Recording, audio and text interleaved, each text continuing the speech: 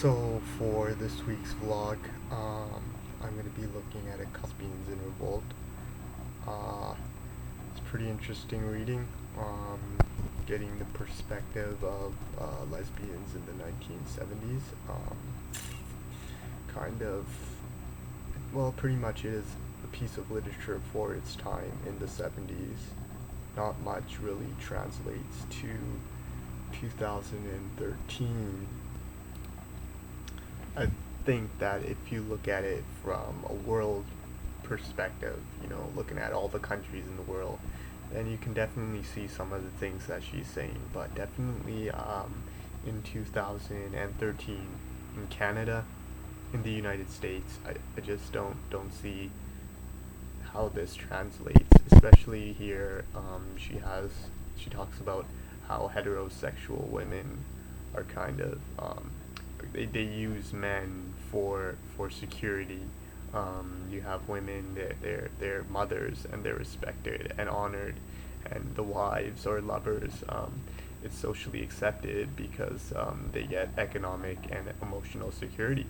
Um, However, in 2013, you have women out there. They got jobs. They got good jobs. They got cars. They make more money than their husbands. They're more independent than their husbands or lovers.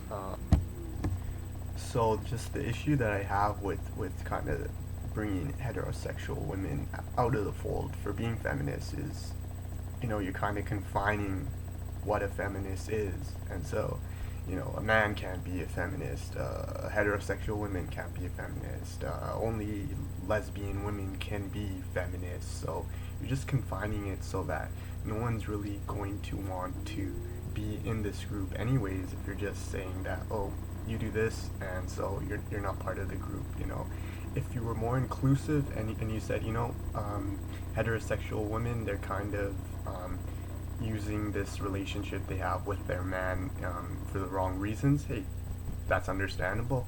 Have a good discussion about it, but don't say that because you're heterosexual, you're depending on your husband for your economic security and your social security. Like I'm an Indian, and I if you want more rights for Indian Canadians, I could say, yeah, sure, but only if you're Indian.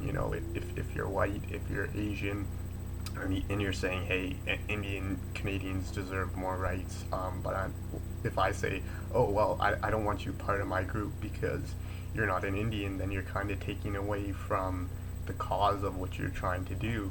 If you opened it up so you were more inclusive, um, then you would be able to, I think, in my opinion, you would be able to push your cause farther. But at the same time, I'm not a lesbian.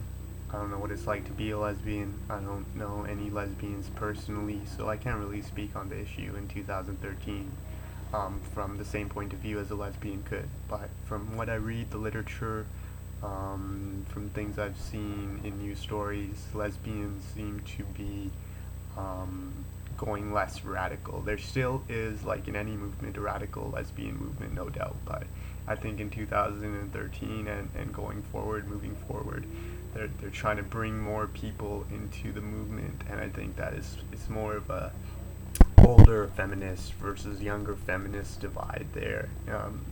But if they could just come together and try and push their ideas through, there's no guarantee anything's gonna happen. But if you have one strong, unified voice, then that's a lot better than 25, 30 small voices trying to get something done.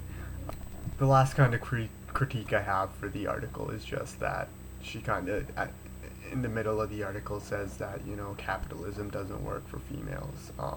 And I think 2013, yeah, it does. I don't think it did in 1972. And like I said, I can totally understand how the person who was writing the article came about their conclusions in 1972. But 2013, there are female CEOs.